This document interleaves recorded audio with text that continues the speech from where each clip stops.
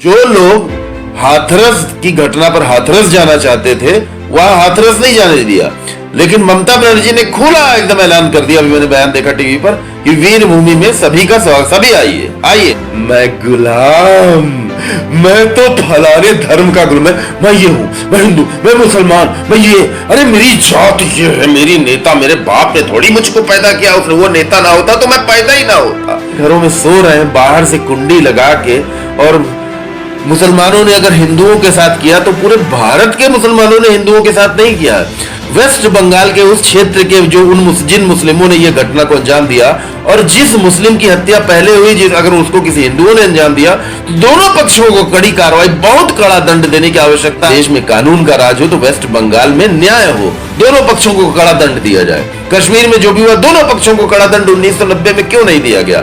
1990 से आज तक हमारे देश के माननीय प्रधानमंत्री जी खुद कह रहे हैं अभी, अरे ऐसा हुआ था, मुझे तो मालूम ही नहीं पड़ता, अगर ये फिल्म न बनती। कमेंट लिखते जिन्होंने भी वेस्ट बंगाल में ये कांड किया उनको भयानक कड़ी सजा दी जाए, सारे बड़े चौराहे पे खड़ा करके गोली मार दी जाए। तो कोई मुसलमान तुम्हारा विरोध करता है तब हम पढ़ते, लिखो ऐसे कमेंट। क्योंकि सही को सही और गलत को गलत कहना ही इस्लाम है, सही को सही और गलत को गलत कहना ही हमारा सनातन हिंदू धर्म है, सही को सही और गलत को गलत मानना ही हम इंसानों की सच्ची पहचान। वेस्ट बंगाल में जो हुआ वो बहुत गलत हुआ, बहुत गलत हुआ जो वेस्ट बंगाल में हुआ।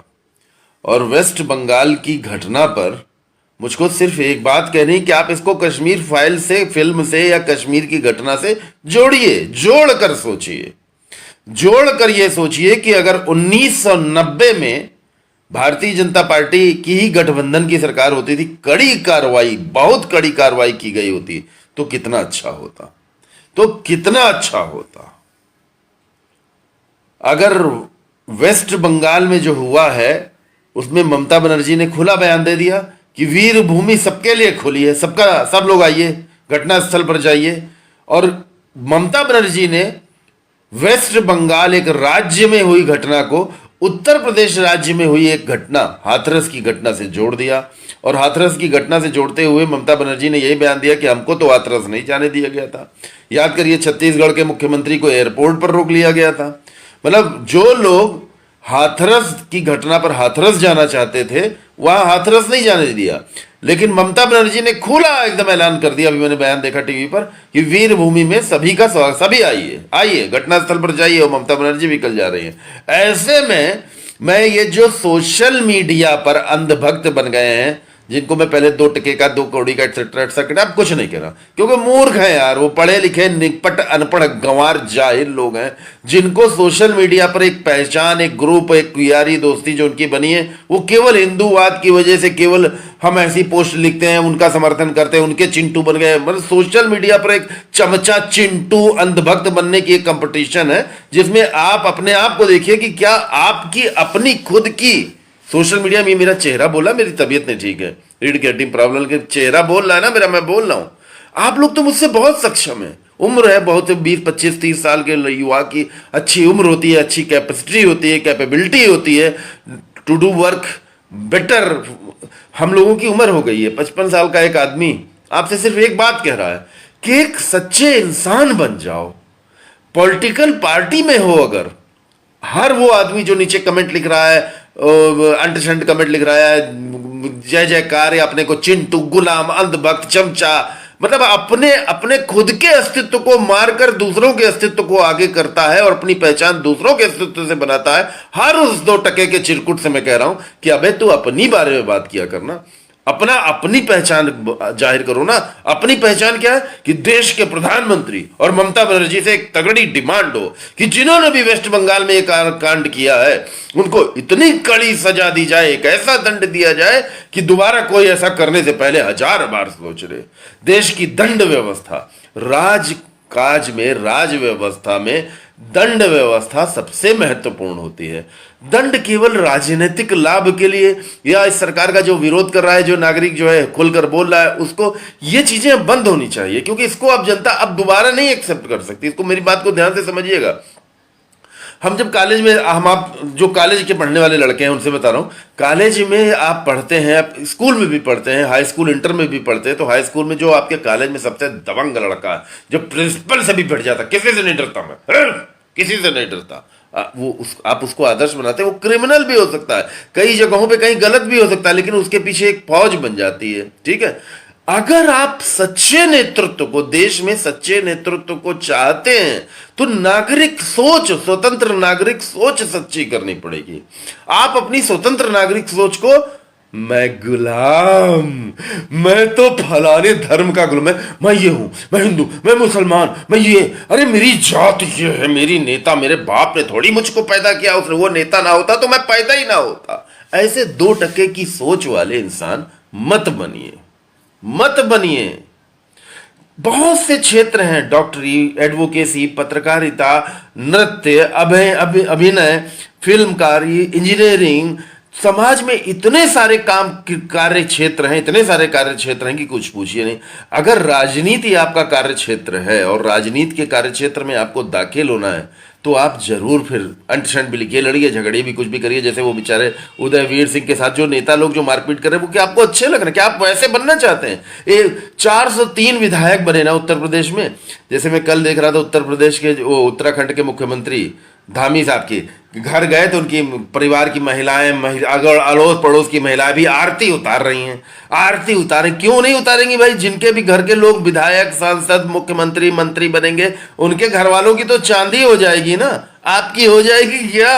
आप जो लड़ रहे हो सोशल मीडिया पे, एंटरसेंट कमेंट लगते हो, अपने यहाँ पे माथे पे मुखौटा लगा लिया कि बस मैं गुलाम हूं, मैं उस नेता या उस पार्टी का गुलाम हूं। इस मुखौटे को उतारो। वेस्ट बंगाल में जो हुआ है, समझिए 1990 वाली घटना की पुनरावृत्ति हो गई है। कश्मीर फाइल से जोड़िए, कश्मीर फाइल्स की घटना को सोचिए कि वेस्ट बंगाल, सोचिए जरा, रात का समय लोग अपने घरों में सो रहे हैं, बाहर से कुंडी लगा के, और मुसलमानों ने अगर हिंदुओं के साथ किया तो पूरे भारत के मुसलमानों ने हिंदुओं के साथ नहीं किया। वेस्ट बंगाल के उस क्षेत्र के जो जिन मुस्लिमों ने यह घटना को अंजाम दिया, और जिस मुस्लिम की हत्या पहले हुई, अगर उसको किसी हिंदुओं ने अंजाम दिया, तो दोनों पक्षों को कड़ी कार्रवाई, बहुत कड़ा दंड देने की आवश्यकता है। मैं फिर बता रहा हूं, भगवान कसम सच बोल रहा हूं, एक शब्द में झूठ नहीं बोल रहा हूं। राजेश पांडे जो आज की तारीख में बहुत बड़े पुलिस अधिकारी हैं, विजय भूषण, राजेश पांडे, रजनीकांत मिश्रा, गुरबचन लाल, ढेर सारे पुलिस के लोगों के मैं नाम ले सकता हूं। उन सबके समय में 1995-96 में जब मैं दैनिक जागरण का क्राइम रिपोर्टर होता था, तो शिया सुन्नी का भी विवाद लखनऊ में कहीं होता था, तो पुलिस के लोग, हम पत्रकारों की, ना मीडिया, सोशल मीडिया नहीं होता था, मोबाइल पेजर कुछ नहीं होता था, जब केवल ट्रेन वाला टेलीफोन होता था, खबर लिखते थे कागज पर, नेगेटिव बनता था, नेगेटिव बन के अखबार छपता था। उस समय पुलिस के लोग, बड़े बड़े अधिकारी, एसएसपी लखनऊ की, मुझको फोन करके, मैं अनिल उपाध्याय दैनिक जागरण का मेन क्राइम रिपोर्टर होता था, मुझको फोन करके, हमारे साथी मनीष को फोन करके कहा करते थे कि भाई ये पाटानाला चौकी इलाके में थोड़ा शिया सुन्नी में आपस में लड़कों में विवाद हो गया, किसी लड़की उड़की या किसी दुकान को लेकर के हुआ है, उसको खबर छोटी सी कर दीजिएगा, मत उसको बड़ा करिएगा, ये विवाद हम वहीं पे ठंडा करना चाहते हैं।